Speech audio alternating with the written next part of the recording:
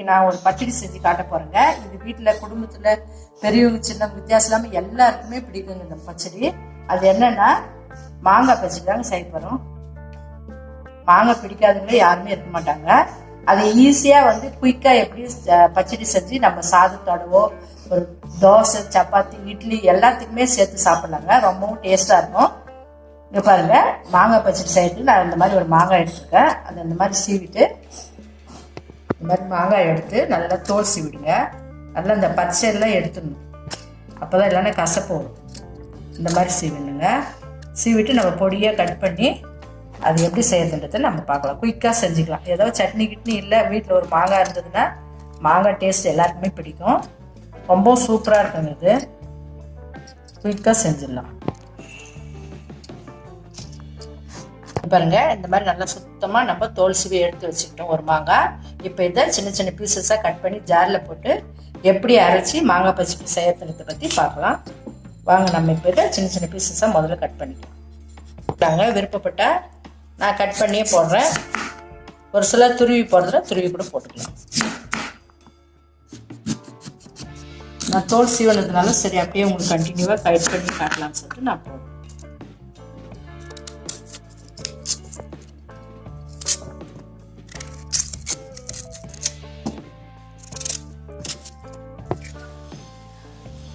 அதில் காஞ்சி மிளகா நல்லா தேவையான அளவு ஒரு 4-5 மிளகா போட்டுக்கலாங்க.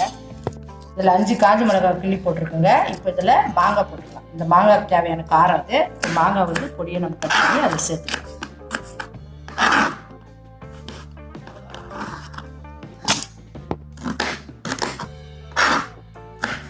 ரொம்பவும் சிம்பிளாக செய்யுதுங்க, ஆனால் டேஸ்ட்டாக இருக்கும். குயிக்காக செஞ்சுக்கலாம். நம்ம சாதத்தில் கூட பெசரி சாப்பிட்டா அவ்வளோ டேஸ்ட்டாக இருக்கும்.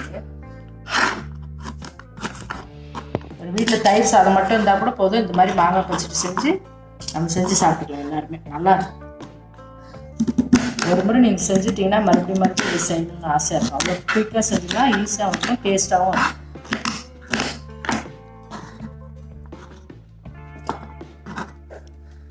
இந்த மாதிரி கட் பண்ணி போட்டுட்டு இதுக்கு நம்ம தேவையான அளவு நான் கல் உப்பு போடுறேங்க. கல் உப்பு போட்டு இதை நம்ம நைஸாக அரைச்சிக்கலாம். அதான் நைஸாகிறத விட 1 முத்தில் அரைப்பாங்க இல்லையா, திட்டு அது மாதிரி இந்த அளவுக்கு அரைச்சிக்கணுங்க. 1 முத்தில் அரைக்கணும். ஒரு ஸ்பூனில் காட்டும் பாருங்க. ரொம்ப நைஸாகவும் இருக்கக்கூடாது. இது பாருங்க, இந்த மெத்தடில் அரைச்சிக்கணும். மிளகா, காஞ்சி மிளகா, உப்பு, மாங்காய் 3 மட்டும் தாங்க அதில் போட்டிருக்கேன். ரொம்ப சூப்பராக இருக்கும் இந்த மெத்தட். குயிக்காக செஞ்சுக்கலாம். இப்போ நம்ம இதை எப்படி தாளிக்கிறதுன்றதை பற்றி பார்க்கலாம். ஸ்டவ் பற்றி வச்சு கடாயை வச்சுக்கோங்க. கடாயை வச்சுட்டு தேவையான அளவு எண்ணெய் ஊற்றலாம். எண்ணெய் கொஞ்சம் எக்ஸ்ட்ராவே சேர்த்துக்கணும். பச்சடிக்கு கொஞ்சம் நல்லா எண்ணெய் சேர்த்துக்கலாம். நல்லா இருக்கும். நல்லெண்ணெய் இருந்தால் ரொம்பவும் நல்லது. நான் ரீஃபைண்ட் ஆயில் தான் போட்டுருக்கேன்.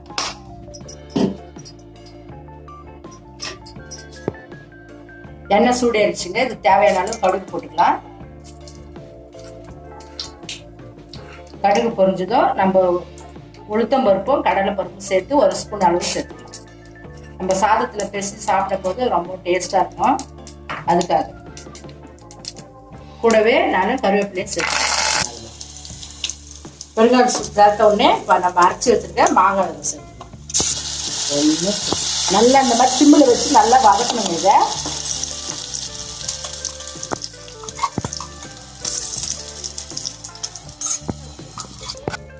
பாருங்க, சிம்மில் வச்சு இந்த மாதிரி ஸ்லோவா வச்சு இந்த மாதிரி நல்லா கலக்கணுங்க. இந்த நம்ம காஞ்ச மிளகாயும் மாங்காயும் போட்டுருக்கலையே, அதுக்கு பச்சை வாசனை போற வரையும் நல்லா நம்ம கொஞ்ச நேரம் ஒரு 2 நிமிஷம் வதக்கணும்னா நம்ம ஊத்துன எண்ணெய் அப்படியே பிரிஞ்சு வருங்க. இது வரும்போது ரொம்ப சூப்பரா இருக்கும்.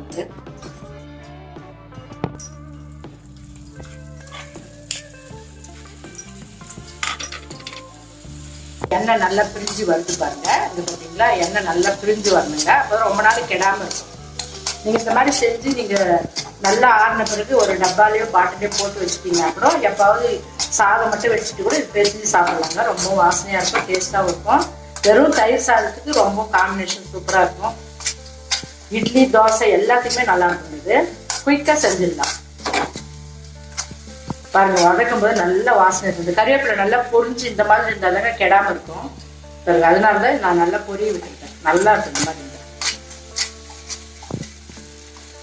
பாருங்க, எண்ணெய் நல்லா பிரிஞ்சு வருது. உங்களுக்கு தெரியுது இல்லைங்களா? பார்த்தீங்களா, எண்ணெய் நல்லா பிரிஞ்சு வந்துச்சுன்னா நல்லா அது ரெடி ஆயிடுச்சு. மாங்காய் பச்சடி பாருங்க, வாசனையா இருக்குது.